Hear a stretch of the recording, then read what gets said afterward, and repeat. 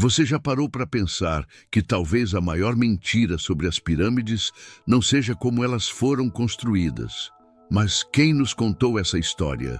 Desde criança, nos ensinam que homens exaustos, com ferramentas rudimentares, ergueram estruturas que até hoje desafiam a engenharia moderna. Mas basta olhar com atenção para que algo comece a incomodar. Porque não estamos falando de uma obra grande, estamos falando de uma precisão absurda. Blocos que pesam dezenas de toneladas, encaixados com uma perfeição que não permite nem a lâmina de uma faca entre eles. Alinhamento quase perfeito com os pontos cardeais. Cálculos matemáticos avançados escondidos em cada ângulo. E a pergunta inevitável surge: isso realmente parece obra de improviso? Quando os arqueólogos começaram a estudar a Grande Pirâmide com instrumentos modernos, perceberam algo desconcertante. A base é tão nivelada que a diferença entre os lados é de milímetros. Milímetros. Hoje, com laser, satélite e máquinas industriais, isso já é difícil. Agora, imagine tentar alcançar esse nível de precisão há mais de 4.000 anos, sem aço, sem eletricidade, sem guindastes. Algo não se encaixa, literalmente. Durante muito tempo, repetiu-se a ideia de que escravos foram responsáveis por tudo. Mas escavações mais recentes encontraram vilas organizadas com restos de alimentação rica, cuidados médicos e sepultamentos honrosos. Esses homens não eram descartáveis. Eram especialistas, trabalhadores treinados, gente que sabia exatamente o que estava fazendo. E isso muda tudo, porque não se trata apenas de força bruta, mas de conhecimento transmitido, dominado e aplicado com método. E então surge Imhotep, um nome que atravessa os séculos como uma sombra silenciosa. Arquiteto, médico, sacerdote, matemático. Um homem que projetou estruturas monumentais quando o mundo ainda engatinhava. Séculos depois, ele seria cultuado como um deus. Mas por quê? O que exatamente ele sabia e de onde esse conhecimento veio? Há corredores dentro das pirâmides que não levam a lugar algum. Câmaras seladas sem função aparente. Passagens tão estreitas que parecem simbólicas, não práticas. Alguns estudiosos dizem que a pirâmide não era apenas um túmulo, mas uma máquina. Outros afirmam que ela funcionava como um centro de iniciação espiritual. Há quem defenda que era um mapa do céu, um reflexo da constelação de Órion na Terra. E quanto mais se estuda, mais difícil fica aceitar uma única explicação. Curiosamente, depois das grandes pirâmides, esse tipo de construção simplesmente parou. Os egípcios continuaram erguendo templos, obeliscos, estátuas colossais, mas nunca mais algo como aquilo. É como se o conhecimento necessário tivesse sido perdido, ou talvez guardado, porque civilizações não costumam abandonar uma técnica eficaz sem motivo. E há um detalhe que quase nunca é mencionado. Dentro da Grande Pirâmide não há inscrições religiosas, não há hieróglifos narrando glórias de faraós, não há pinturas, apenas silêncio e pedra. Como se ela não tivesse sido feita para ser compreendida por qualquer um. Como se estivesse esperando alguém capaz de decifrá-la. Talvez o maior mistério das pirâmides não esteja nos blocos, nem nos corredores, nem nos cálculos. Talvez esteja na arrogância moderna de acreditar que somos o ápice da inteligência humana. Porque quando olhamos para essas estruturas com humildade, a sensação é desconfortável. A sensação de que alguém, muito antes de nós, sabia coisas que hoje estamos apenas começando a redescobrir. E esse incômodo é exatamente o que torna o Egito Antigo impossível de ignorar. O que faria um homem gastar toda a sua vida preparando a própria morte? No Egito Antigo, morrer não era o fim, era um projeto. Desde o momento em que um faraó subia ao trono, começava também a construção daquilo que garantiria sua existência eterna. Não por vaidade apenas, mas por uma certeza profunda. A morte era apenas uma passagem. E essa convicção moldou uma das civilizações mais fascinantes da história. Ramsés II não governou como alguém que temia o tempo. Ele governou como quem pretendia vencê-lo. Seu nome foi gravado em templos, estátuas e monumentos espalhados por todo o Egito. Não era apenas propaganda política. Era uma tentativa consciente de impedir o esquecimento, porque para os egípcios, ser esquecido era morrer de verdade. Enquanto o nome fosse pronunciado, a alma permanecia ativa. A mumificação não era um ritual macabro, mas uma tecnologia espiritual. Cada órgão retirado, cada resina aplicada, cada faixa envolta no corpo seguia regras precisas.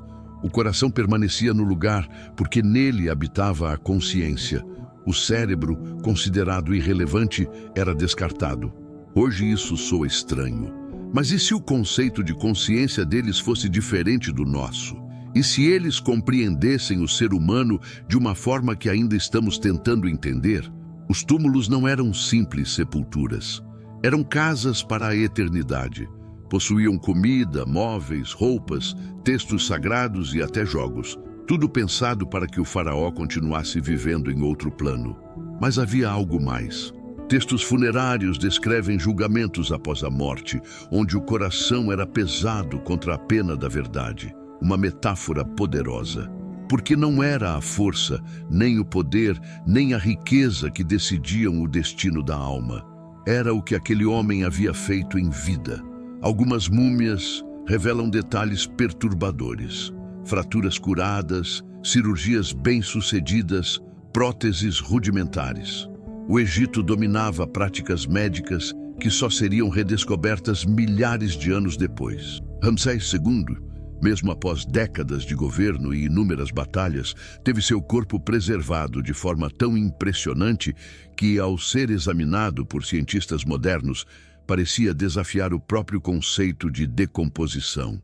E então surgem as maldições, sempre tratadas como lendas, até que pessoas envolvidas em escavações começam a adoecer, enlouquecer ou morrer de forma inexplicável.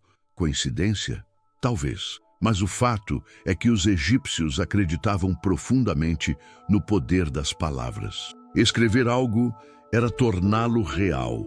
Amaldiçoar um túmulo não era superstição, era um ato de proteção energética, espiritual, simbólica ou algo além disso. O mais inquietante é perceber que esses homens não tinham pressa. Eles planejavam a eternidade com a calma de quem tinha absoluta certeza de que ela existia. Diferente de nós, que fugimos da ideia da morte, os egípcios a encaravam de frente, organizavam-na, estudavam-na e a transformavam em continuação da vida. Talvez o verdadeiro mistério não seja o que eles acreditavam sobre a morte, mas porque nós desaprendemos a olhar para ela com tanta clareza.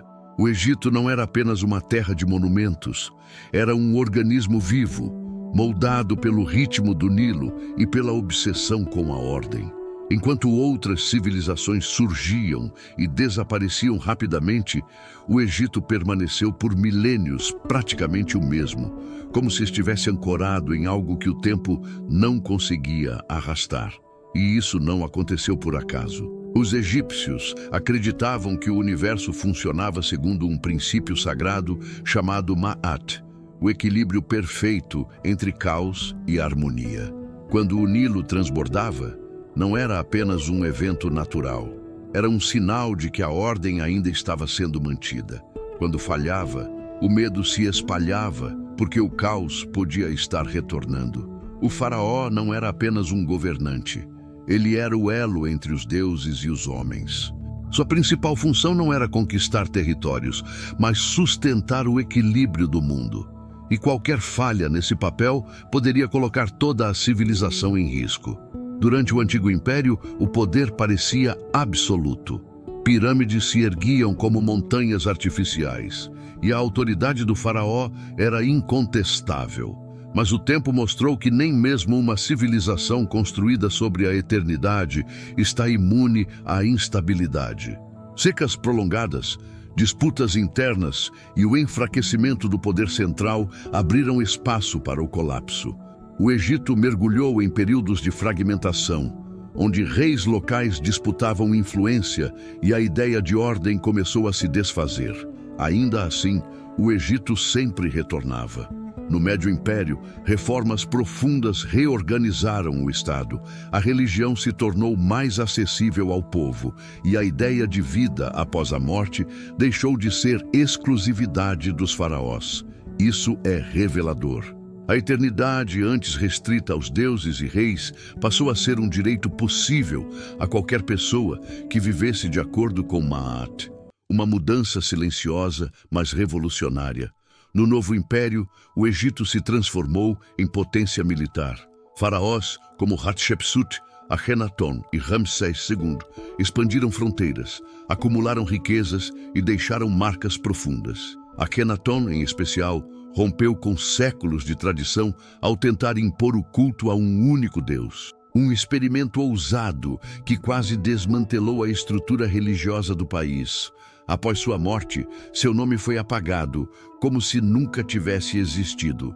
Porque no Egito, apagar o nome de alguém era condená-lo ao verdadeiro esquecimento.